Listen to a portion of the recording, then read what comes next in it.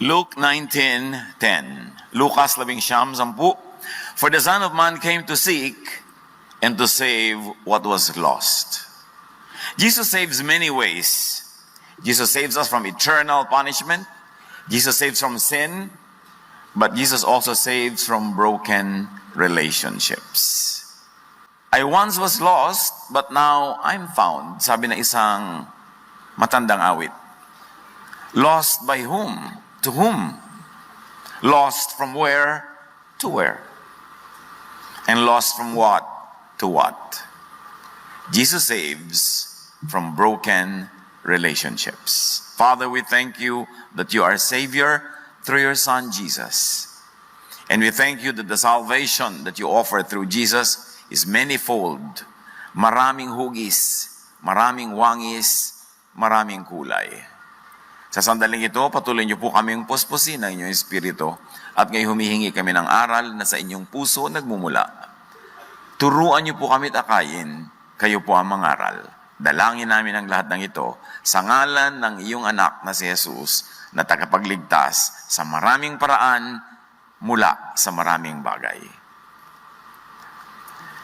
From broken relationships. Luke 15:1-2. Isang araw, ang mga maninigil ng buwis at ang mga makasalanan ay lumapit kay Jesus upang makinig. Nagbulong-bulungan ang mga Pariseo at mga tagapagturo ng kautusan. Sabi nila, ang taong ito'y nakikisama at nakikisalo sa mga makasalanan. So they were avoiding sinners. And sinners, of course, were those who were unable to obey the law. With 10 commandments and 613 other commandments called mitzvots, how can you not obey? There was always an opportunity to be sinful when measured according to the laws of their religion. Who can obey and apply all the religious laws?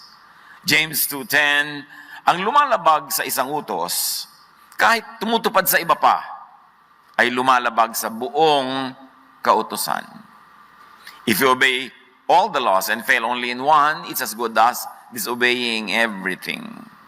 Romans 3:23, dahil doon, lahat ay nagkasala at walang sino mang nakaabot sa kaluwalhatian ng Diyos na itinakda ng relihiyon ng matandang paniniwala ng Israel, kaya lahat, kung tutuusin, sinners. Now, Jesus welcomes such sinners and even eats with them. This is unheard of. Ang mga religious leaders nung araw ay hindi sila naglalakad sa silong ng anino ng bahay ng mga makasalanan. Hindi sila papasok sa bahay ng mga makasalanan, hindi sila nakikisalamuha. Tapos nagulat sila tungkol sa Jesus na ito. Hindi lang nakikisalamuha, nakikiupo pa sa mesa at nakikisalo sa pagkain, which is the highest form of fellowship. The religious leaders are offended by this acceptance by Jesus. They would never on their own welcome sinners. In fact, the religious leaders would brand and turn sinners into outcasts. Pag natawag kang sinner, outcast ka na, puwera ka na. Daig mo pa isinumpa na may kitongin. Kaya pag sa mga religious leaders na ito ka naniwala at umasa, puwera ka, lugi ka, kawawa ka. Legalistic religion produces and brands so many sinners. Tulad ng ating mga ninuno nang hindi pa yumayakap sa pananampalatayang dinala ng mga Kastila, na iba ang buong buhay nila nung sila'y sumunod sa pananampalatayang ito, naging napakadami nilang kasalanan. Because they were made aware not only of the commandments of God, but the invented commandments of religion. And in the eyes of the ordinary believer and follower, there is no division between God's commands and the commands of the religious leaders. Kaya ang lahat nababrand na makasalanan. Romans 7:8-9, sin came to me because of the command. But without the law, sin has no power. Before I knew the law, I was alive. But when I heard the law's command, sin began to live. Sabi ko, hindi nyo naman itinuro lahat yung bawal na yan, hindi sana ako makasalanan sa mga panukat. Pero pinatawan nyo ako ng kotakot-takot ng mga utos na hindi ko naman kayang sundin, kaya mula nung dumapo kayo sa buhay ko, naging sinful tuloy ako by your standards. At syempre, this kind of religion that is premised on sacrifice and transactional relationship with God, mabuting lagi kang may kasalanan para lagi kang nagbabayad. Para lagi kang nasisingil, guilty ka, madali kang i-manipulate. Yun ang ayaw na ayaw ni Jesus. Yung mapuwera ka sa buhay, mapuwera ka sa ganda ng buhay because you are labeled sinful. Luke 15:3-4, dahil dito, sinabi sa kanila ni Jesus ang talinghagang ito. Kung ang sino man sa inyo ay may 100 tupa at nawalan ng isa, anong gagawin niya? Hindi ba't iiwan niya ang 99 sa pastulan at hahanapin ang nawawala hanggang sa ito'y matagpuan? So now, Jesus goes to metaphorical thinking, to parable, talinghaga, to symbolic language. So the sheep is lost by the shepherd. The sheep is lost to the elements, to false shepherds, to predators. Kaya delikado pag yung sheep nawala doon sa iniingatan noong kanyang pastol. So the sheep is lost from safety to danger. Yan ang nangyayari pag nawawala ka sa tamang tagapag-alaga, napupunta ka sa mga maninira at sisira sa'yo. Now, the important message in the last part of the parable. God wants to find lost sheep and restore their relationship with the shepherd. Their belongingness in and with the flock.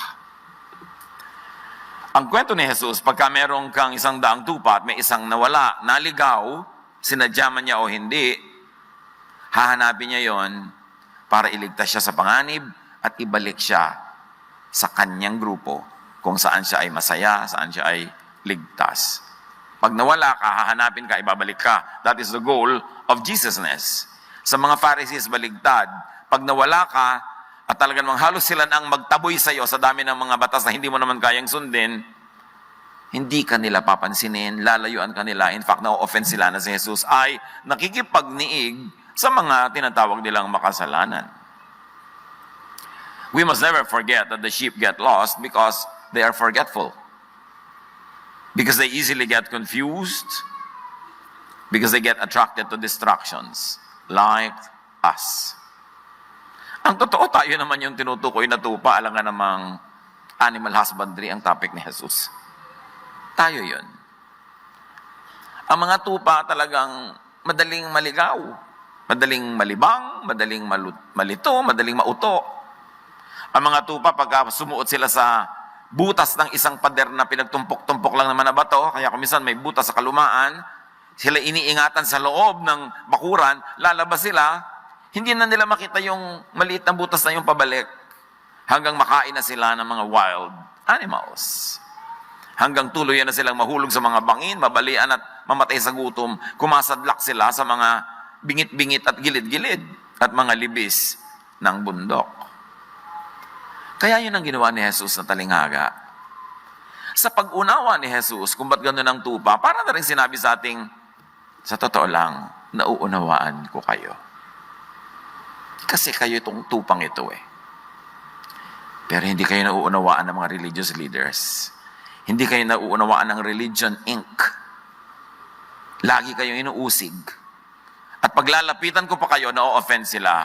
Kasi gusto nila yung makasalanan, laging branded, laging hiwalay, laging puwera. Because it makes them look better. It makes them look superior. It empowers them when they disempower you. Now, the shepherd remembers the reality about sheep. Tulad ng naaalala ng Diyos Ama ang katotohanan tungkol sa ating mga tao. Psalm 103:14, for He knows how we are formed. He remembers that we are dust. Naaalala ni Jesus na gano'n ng tupa, naaalala ng Diyos Ama na gano'n ng tao. Isang bagay na dapat nating maalala tungkol sa ating kapwa at tungkol sa ating sarili. Na huwag natin laging hambalusin ang sarili natin, pasakitan, pahirapan, sobrang usigin, Because even God remembers that we are dust. At madalas, mas mahigpit tayo sa ating kapwa, maging sa ating sarili, kesa sa mahigpit ang Diyos. Kaya marami tayong mga needless burdens, needless cares, needless worries, needless guilt. Kaya ang ginagawa, pag nawawala, hinahanap para pauwiin, para ibalik. Sino ang mga nawawala sa inyong buhay? Nagkamali, nagkasala, sinadya, hindi sinadya, willfully o dahil lang mababa ang IQ, nagkamali tuloy. Anong ginagawa natin sa kanila? Ipupuwera na forever? Paparusahan na forever? O hahanapin para iuwi at ibalik? Yun si Jesus. Dapat ang mga nagsasabing sila'y Kristiyano, sila'y mga tagasunod ni Jesus, ay yun din ang laman ng isip. Jesus is a Savior from broken relationships. Jesus tells us to do His work. So we, brothers and sisters, should also save people, including ourselves, from broken and interrupted relationships. Nagkakamali ang tao. Pagka itatakwil mo forever dahil sa isang pagkakamali, walang matitirang tao sa iyong mundo. At kung lagi mo ring uusigin ang sarili mo, mabubuhay ka sa guilt, sa hirap ng loob, sa sikip ng dibdib, sa pagdadalawang loob, parusa sa sarili ang hinahanap mo, samantalang hindi yun ang gusto ng Diyos para sa iyo. Kung hinahanap natin ang nawawalang kapwa, hanapin din natin ang nawawalang sarili. At ibalik. Iyon ang restoration ng Diyos. Luke 15, 5-6. Sa patuloy ng kwento sa nawawalang tupa. And when he finds it, meaning the lost sheep, he joyfully puts it on his shoulders and goes home. Pinapangko pa, to use an old Tagalog. Binubuhat sa kanyang balikat. Hindi niya sinesermonan, pinapagalitan. Hindi niya pinapalupalo. Naaawa. At bubuhatin pa para madali ang pagbalik.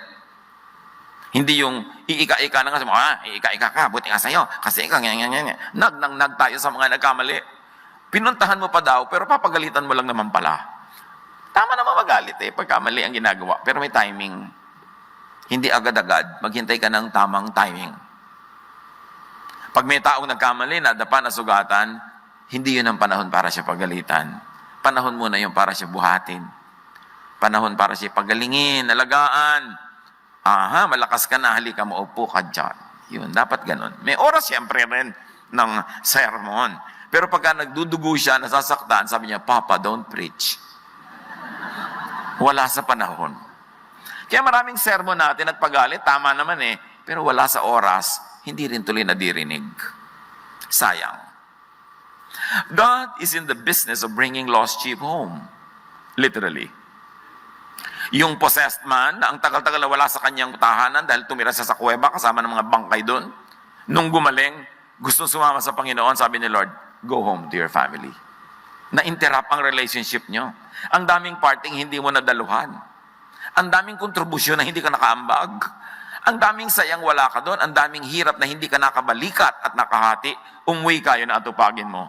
Jesus wants broken and interrupted relationships to be restored and to continue.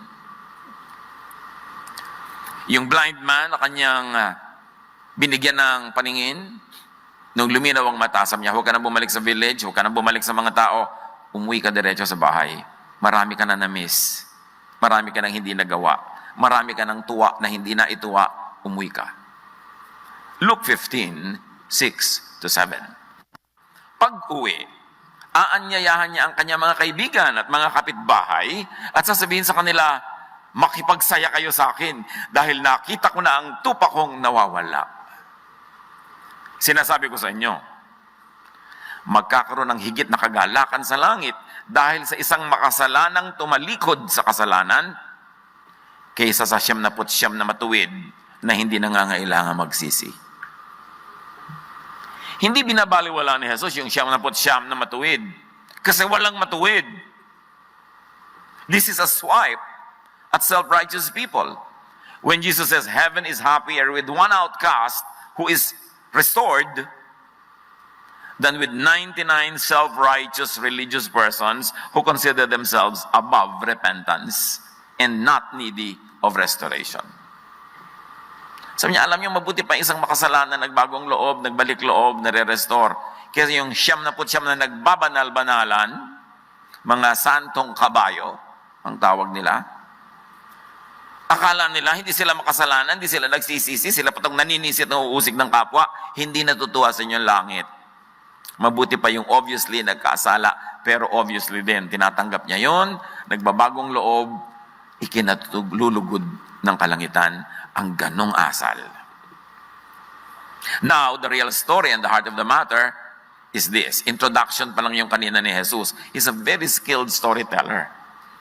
Ngayong naibukas na niya yung prinsipyo, pupunta na siya sa main theme. Luke 15, 1-13. Isang pamilyar na kwento, nahahanapan natin ng mga bagong gata para makagawa tayo ng mga bagong latik mula sa napakagandang kwentong ito. Luke 15, 11-13, sinabi pa ni Jesus, may isang tao na may 2 anak na lalaki. Sinabi sa kanya ng bunso, Ama, ibigay na po ninyo sa akin ang mamanahin ko. At hinati nga ng ama ang kanyang ari-arian. Nakita niyo yung ama dito, represents God. Napakadaling kausap. Hindi siya katulad ng Diyos na ipinapanakot sa atin ng relihiyon. Diyos na laging mahigpit, mabagsik. Pag nagalit ka, tutudlain ka ng makidlat. Bubuka ang lupa, kakainik ang buhay. But Jesus introduces to us, reintroduces to humanity the real image of the Father. Yung bunso, kabuhay-buhay pa yung ama, hinihingi na yung mana, binigay. Madaling kausap. Pagkalipas ng ilang araw, ipinagbili ng bunso ang kanyang bahagi at nagpunta sa malayong lupain. Nilostayin niya ron sa mga bisyo ang lahat niyang kayamanan, which you might call bisyo equals sins. This is what we call the prodigal son, equivalent to the lost sheep in the story. Luke 15, 14-16, nang maubos na ito, nagkaroon ng matinding taggutom sa lupain ngayon, kaya't siya'y nagsimulang maghirap. Look, hindi pinaghirap ng mundo yung buong bayan na yun dahil nandun yung alibughang anak. Talagang nangyari lang yun. It was a calamity that befell so many people. Hindi ito personal na parusa sa isang nagkasala, tapos nadamay na yung lahat. Hindi katulad ng mito na pinaiiral ng napakaraming tao na pag nagkasala ka, ang daming madadamay. Sabihin, sister, makasalanan ka, ayan, nabiyak tuloy ang building natin. Di ba? Yung, anak, makasalanan ka, ayan, nabagsak ang negosyo natin. Anong tingin nyo sa Diyos? Dahil sa kasalanan ng isa, paparusahan niya lahat. Samantalang, sa panahon nga ni Abraham, sabi, sige, kung may 5, may 10 mabuti dyan sa buong lungsod, hindi na matutuloy ang hatol. Hindi natin kilala ang Diyos. Kailangan makilala natin ang Diyos mula sa pagpapakilala ni Jesus, hindi sa pagpapakilala ng mga Pharisees. Kaya nga ipinadala si Jesus para itama lahat yan. So, nagkaroon ng calamity, nagkataon lang. Namasukan siya sa isang taga roon at siya pinagtrabaho nito sa isang babuyan sa tindi ng kanyang gutom at dahil sa wala namang nabibigay sa kanyang pagkain, halos kainin na niya mga pinagbalatan ng mga bungang kahoy na pinapakain sa mga baboy. Namasukan para, wala naman palang sweldo. Tapos nag-aalaga siya ng mga baboy. Ang pagkain ng mga baboy noon, mga bungang kahoy. Hindi yung mga katulad ngayon, mga plastic, mga Kleenex, palito ng posporo. Hindi ganon. Pero sa sobrang hirap ng buhay, yung baboy ang pinapakain, kanya na lang yung balat. Gumagawa lang siya ng paraan.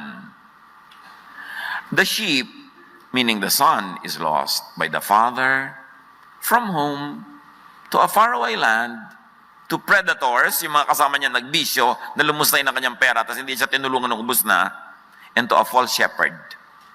Itong employer niya, na inaalila siya ng todo-todo, hindi naman siya binabayaran, hindi siya pinapakain man lang.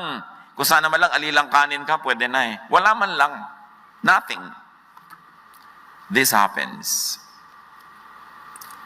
to people whose shepherd and teacher is not Jesus, not the Father. This kind of kaapihan, this kind of exploitation, itong pagsasamantalang ito ay nangyayari kapag ang tao ay sumusunod sa false shepherd. Na malinaw na tinutukoy ni Jesus sa kanyang mga halimbawa. The laws, the teachers of the law and the Pharisees, ang sumusunod sa kanila, lugi. Puro offering, puro sacrificial offering, puro ministry, puro service, tas hindi ka naman na-feed. Wala ka nakakain na spiritual food, tapos panay pang usig sa'yo, lagi ka pang makasalanan, lagi kang idinidiin, at matapos ang paglilingkod mo ng katagal-tagal na panahon, nagkamali ka, sisipain ka, ititiwalag ka. Ito ang katumbas ng employer na pinasukan nitong lalaking ito na mula sa bahay ng kanyang ama na masagana ang buhay, umalis-alis siya, at namasukan, sumunod sa isang walang kakwenta-kwentang shepherd. Luke 15:17-20. Ngunit napag-isip-isip niya ang kanyang ginawa at nasabi niya sa sarili, labis-labis ang pagkain ng mga alila ng aking ama, samantalang ako'y namamatay dito sa gutom. Babalik ako sa aking ama at sasabihin ko sa kanya, Ama, nagkasala po ako sa Diyos at sa inyo. Hindi na po ako karapat-dapat na tawaging anak nyo. Ipilang na lamang ninyo ako sa isa sa inyong mga alila. At siya'y nagpasyang umuwi sa kanila. Natauhan. Alam niya yung gutom, nakakabalik yan ng ulirat. Sa mga nalilibang, yung mga nahihirapan, nagising. Pero sa iba, lalo silang lumulubog pag hindi sila nag-isip.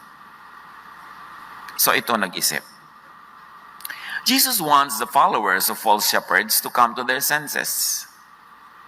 Matauhan. Kasi ang ganitong sitwasyon patuloy na nangyayari ngayon. Matthew 23:2-4, Jesus said, the Pharisees and the teachers of the law pile heavy burdens on people's shoulders and won't lift a finger to help. Kawawa ang kanilang mga sakop. No, ang anak naman, nag-isip, and the lost son's self-assessment says that he was a sinner. Meron siyang pagkakamali. Meron siyang pagkakasala. And the lost son's self-judgment made him realize that he should no longer be called a son, nor be entitled to a son's privileges and rights. So siya ay umuwi. Ang pakay lang, bumalik sa kanyang ama, hindi lang naman siguro para makakain. Nakapag-isip-isip siya talaga. Natatanda ang kanyang ama, dapat nandun siya, magabayan niya, maalagaan niya, pero kailangan nandun siya kahit malang status ng katulong. Luke 15:20, malayo pa'y natanaw na siya ng kanyang ama. Ibig sabihin yung ama niya, nakatingin dun sa kanyang landas na dinaanan palayo, doon nakatitig, inaabangan siyang bumalik. Kaya malayo pa siya, nakita na. Nakaabang. At dahil sa matinding awa ay patakbo siyang sinalubong, niyakap at hinalikan. Amoy baboy ha. Niyakap, sinalubong, hinalikan. Ito ang equivalent nung tupa na hinanap.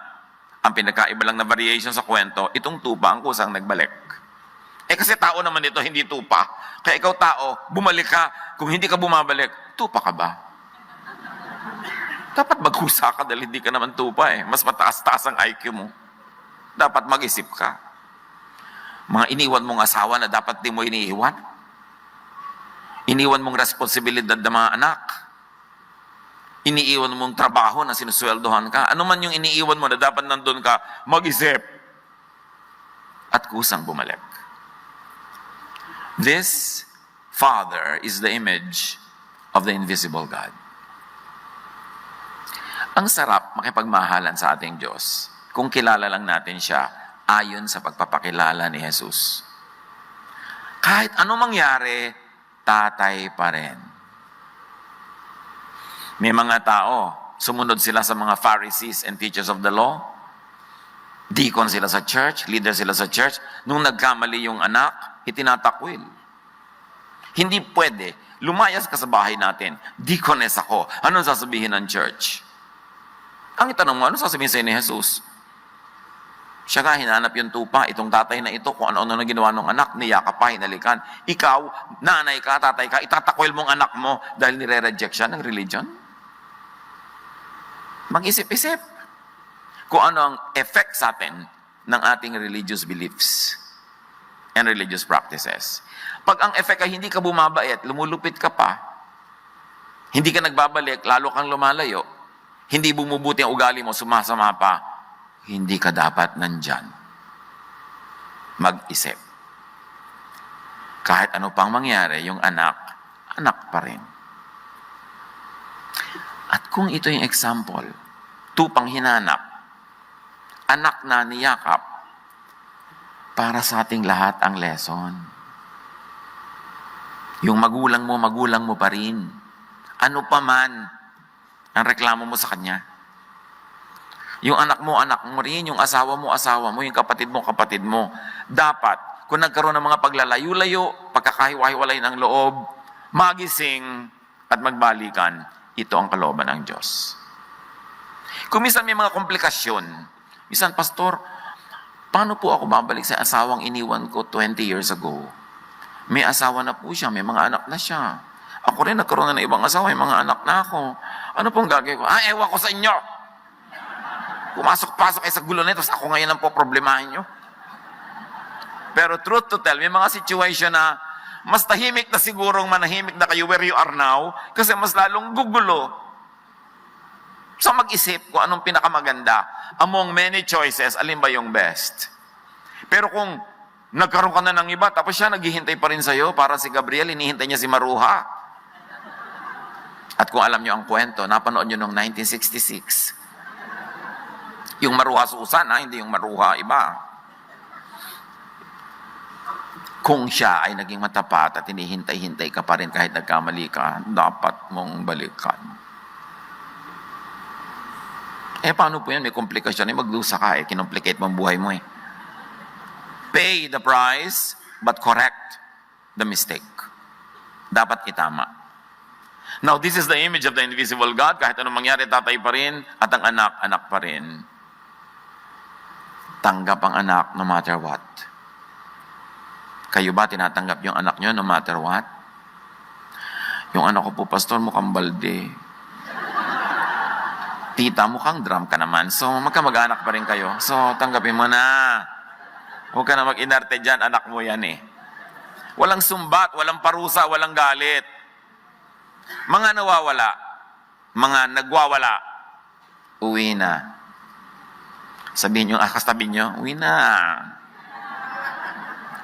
Diba? Kailangan umuwi. Kailangan manumbalik sa tama, manumbalik sa dati. Si Jesus hindi lang nagliligtas mula sa impyerno. Although, primary yun. Nagliligtas din siya sa mga taong nawalay sa mga mahal sa buhay na dapat bumalik. Inililigtas niya ang broken relationships. Hindi lang ating kaluluwa mula sa impyerno, inililigtas niya ang interrupted relationships. Now, Jesus reveals this truth about God. John 1:14, the Word became a human being and lived here with us. From Him, from Jesus, all the kindness and all the truth about God have come down to us. Kaya kay Jesus laging sumunod at makinig.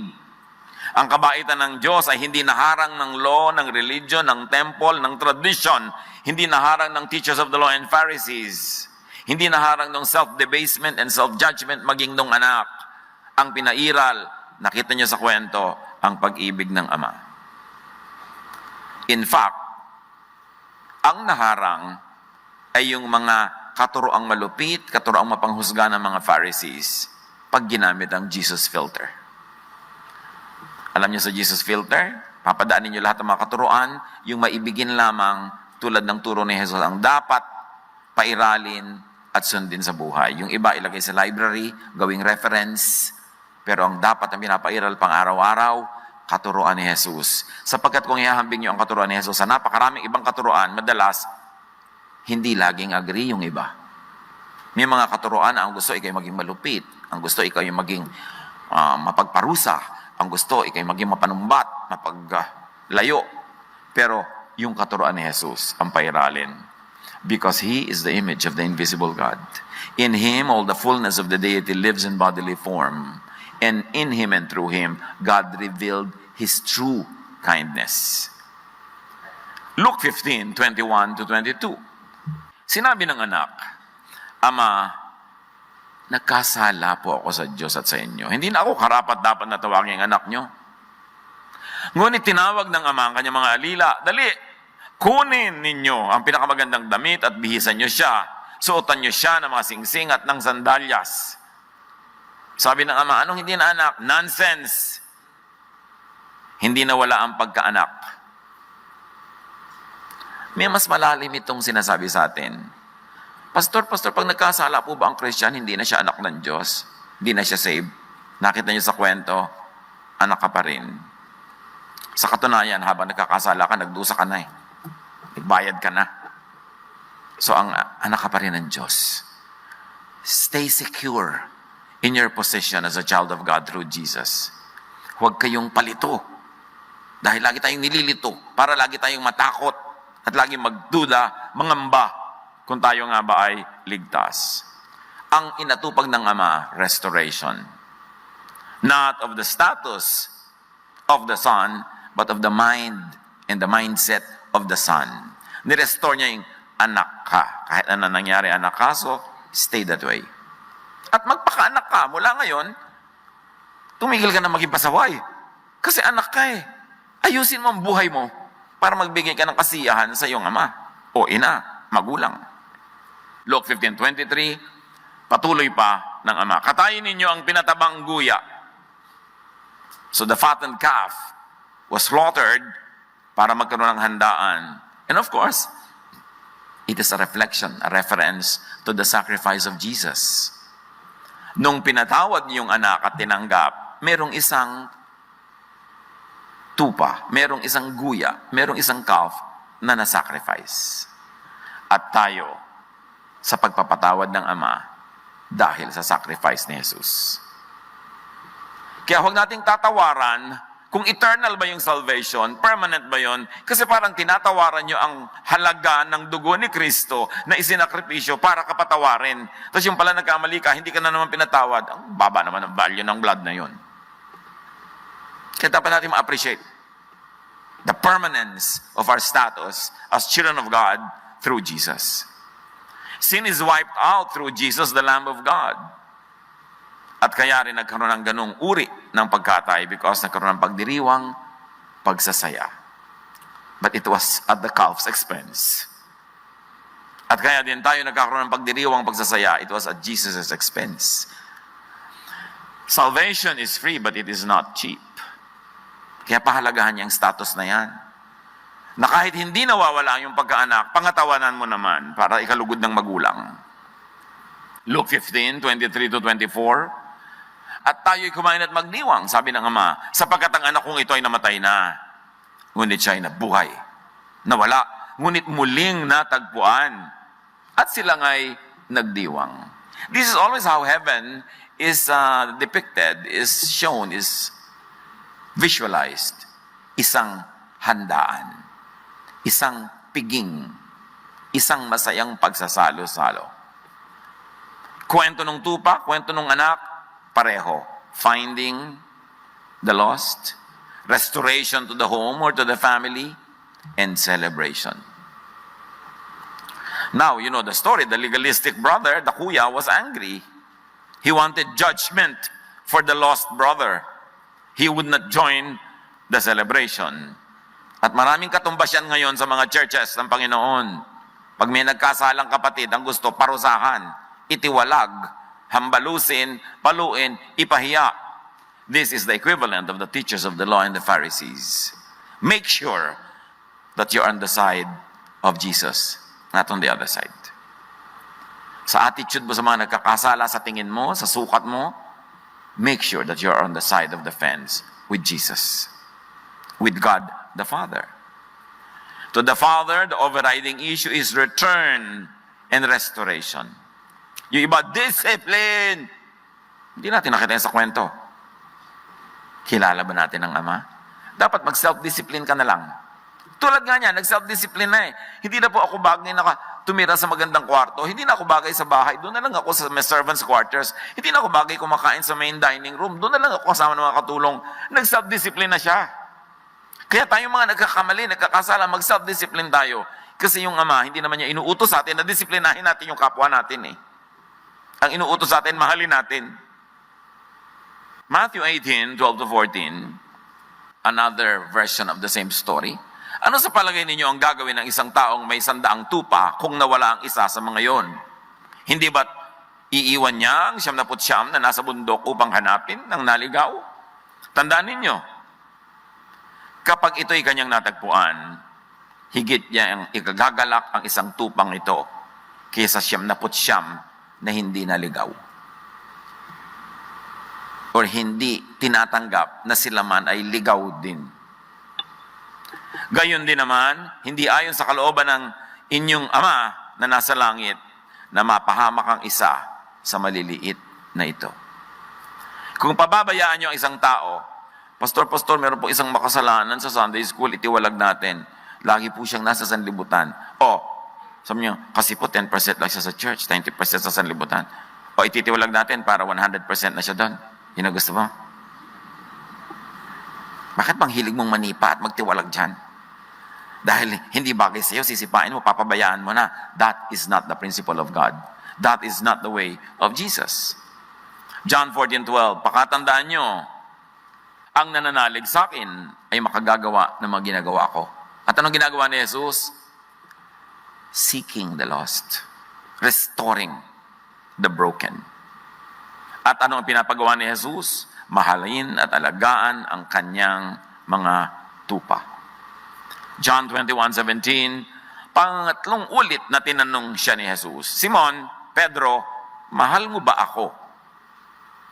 Nalungkot si Pedro sapagkat 3 beses na siyang tinatanong ng mahal mo ba ako? Kasi 3 beses niyang itinatwa ang Panginoon. Kaya tinanong siya, mahal mo ba ako? Yes, Lord, number 1. O sige, restored ka na mula sa unang mong denial. Mahal mo ba talaga ako? Opo, Lord, number 2. Bira mo, tinatanong pa ako, sinabi ko na nga. Pero nire-restore siya the second time kasi meron siyang second denial. Pedro, mahal mo ba ako talaga? Opo, alam niyo naman yun ah. Third, restoration. Complete ang restoration. Kaya siya tinanong, hindi dahil natlilito ang Panginoon. Gustong malaman ni Pedro na, mahal mo ako, lalong mahal kita. Tama na ang dramang bukid. Oo, nalungkot ka, dininay mo ako, pero tapos na yon, move on na. Kaya, sabi niya, feed my sheep. Binigyan niya uli ng ministry. Hindi niya itinakwil. Binigyan niya uli ng gawain, kasi sa paggawa lang ni Pedro ng mga gawain ng Panginoon, marami siyang chances na tumuwid, umayos at mag-improve. Pero pag tinanggalan mo na siya ng ganon, ano ang ibibigay mo sa kanyang kinabukasan? At sumagot siya, Panginoon, alam po ninyo ang lahat ng bagay. Alam niyong mahal ko kayo. Sinabi sa kanya ni Jesus, sige na. Kahit 3 beses mo akong dinanay, 3 beses sa kitang tinanong, pakainin mo ang aking mga tupa. Talaga po, restored ako, yes. Beautiful. Ganon ang Panginoon. The Jesus concept of salvation in His teaching is, salvation is saving people from being lost and away from home. Sa mga kwentong ito. Of course, maraming salvation at maraming mukha ang salvation ni Jesus. May salvation from hell. May salvation from many things, but ang pinofocus natin ngayon is salvation from broken and interrupted relationships. Savior din, relevant din si Jesus sa ganung larangan ng ating buhay. So ang ating reaksyon, be open-hearted to a mistaken loved one who had left but now returns as a penitent. Tandaan nyo, as a penitent. Even in other religious groups, ang teaching nila, a sinner must be restored when he comes as a penitent. Absolution must be granted to a penitent. Even religious leaders have no choice but to give that. Yan ang turo.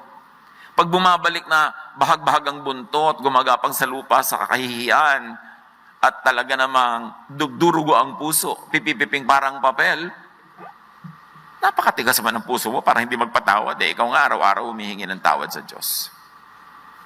Patawarin ang tunay na kumikilala ng kamalian at humihingi ng tawad at handang magbayad. May bayad. Ang inaalok ng anak, huwag niyo na ako ituring na anak, huwag niyo na akong pakainin sa dining hall. Katulong na lang. Willing siya magbayad. Hindi yung sorry ng sorry, tapos wala namang pagbabago. Sorry na, galit pa ha. Nagsasorry na nga sa'yo no? Galit pa. Parang hindi ka sorry. Sinasabi ng body language mo, hindi ka sorry. Pero yung totoong sorry, mga kapatid, do a Jesus. Forgive. With the same forgiveness that you grant this person, you will be forgiven by God.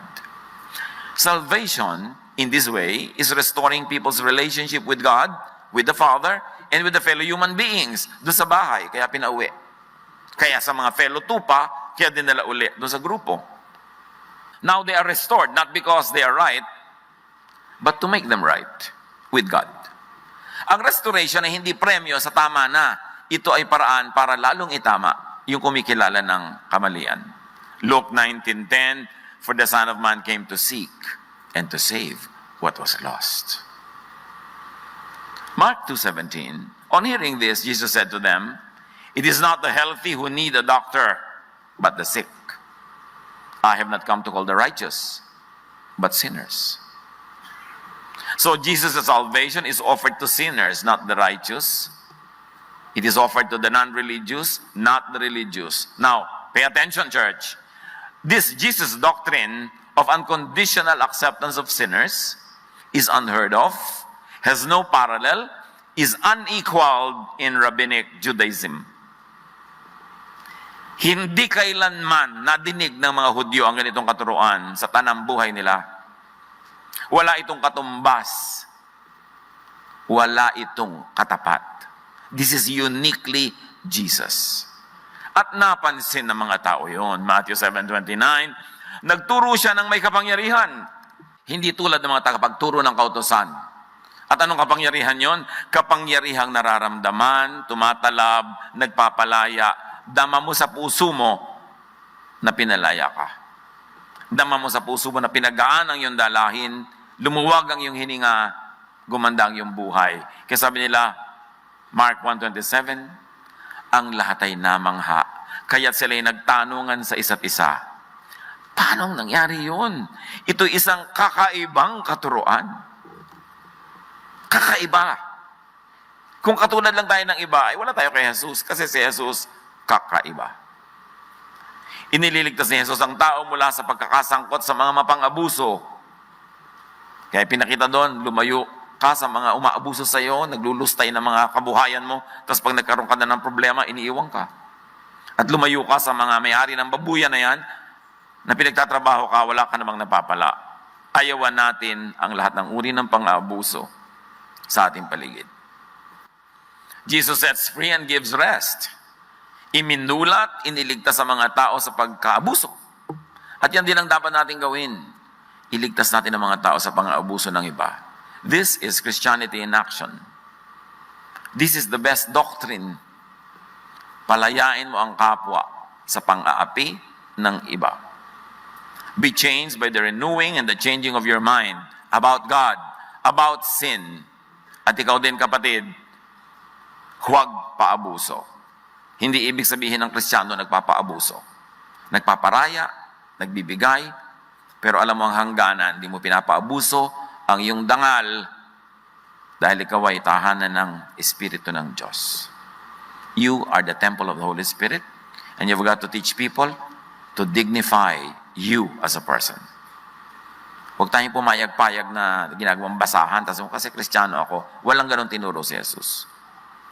Meron siya kung minsan tinuturo, sinampal ka sa kanan, ibigay mo pa yung kabila, ibig sabihin, huwag ka nang, sige, bigay mo, mapapagod din yan. Para na lang matahimik ang buhay mo. Yung pinagbubuhat ka na 1 kilo, gawin mo 2 kilo. Ibig sabihin lang, sige na, kung anong kailangan niya, gusto niya siguro sa buhay ngayon, pagbigyan mo, para lang walang gulo. Pero hindi ibig sabihin na lifestyle o pagpapaapi yun. Ano yun? Situational. To save the moment. Noon, ang mission ng relihiyon, ang mission ay to bring people to religion. Di ba? May mga age of missions, age of non-stop evangelism, age of conversion of the planet, But ngayon, merong isang napakagandang hamon. Mission is through and by Jesus, set people free from exclusive, abusive, and oppressive religiosity that binds people instead of sets them free. Na nagpapasungit imbes nagpapabait. May bagong misyon. Ibalik ang mga tao kay Jesus. Inakit ang mga tao sa pangalan ni Jesus, pinapasok sa mga pananampalatayang hindi naman maka-Jesus ang pamamaraan doon sa loob, kailangang ilabas ang mga taong ito at ibalik kay Jesus. In fact, we should put Jesus back to Christianity.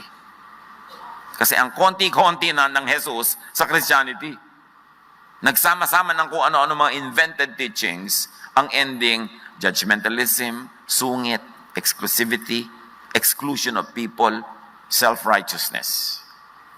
Jesus finds and saves people from broken and interrupted relationships. Importanteng dibdibin natin ang mission na ito. Hindi lang niya, kundi lahat ng mga sumusunod sa Kanya. Ayaw ng Diyos na may puwera. Kaya nakita niyo yung son, he was in a town where he did not belong. Through the guidance of the Spirit, he had the enlightenment to return to where he belonged. Huwag din tayo magpuwera. Baka sa sarili niyong pamilya may mga puwera. Sarili pang anak kumisan. Puwera. Dahil sobra kayo may favoritism. Dapat kung ginawa ng Diyos ang isa kayong unit, pamilya kayo, isa kayong kumpanya, isa kayong society, walang puwera. Ayaw ng Diyos na may puwera. Siya man ang may sabi, it is not good for man to be alone. Ayawan natin na may puwera pag may nagpupuwera. It is not good that anybody should be isolated. Ayaw ng Diyos ng ganon. Iligtas ang mga kapwa at ang sarili sa pagkakapwera. Tulad nitong lalaking ito, puwera siya dahil siyang lumayas, so iniligtas niya ang kanyang sarili sa pagkakapwera, siya ang bumalik. Gumawa ka ng paraan para maging katanggap-tanggap ang iyong pagbabalik. Para maibsan ang mga hindi kailangang mahirap at dusa ng pagkakalayo-layo ng mga taong niloloob ng Diyos na magsama-sama. What do you need to do after hearing all this? What will you do? Panginoon, turuan niyo po kami kung paano kami magre-react sa mga examples na ito ni Jesus na kakaiba. Sobrang kakaiba sa pagtanggap, pag-restore, pagmamahal sa tao. Salamat unang-una po dahil kami ang recipient niyan, niyang kakaibang pag-ibig na yan. Pero turuan niyo kami na maging mga dispensers din ng kakaibang pag-ibig na ito. Na hindi lang kami tagatanggap, kami man ay tagabigay. Pagbulay-bulayan mga kapatid sumandali, ang kahulugan nito sa inyong pang-araw-araw na buhay, manahimik, dinggin ang personal na guidance ng Panginoon.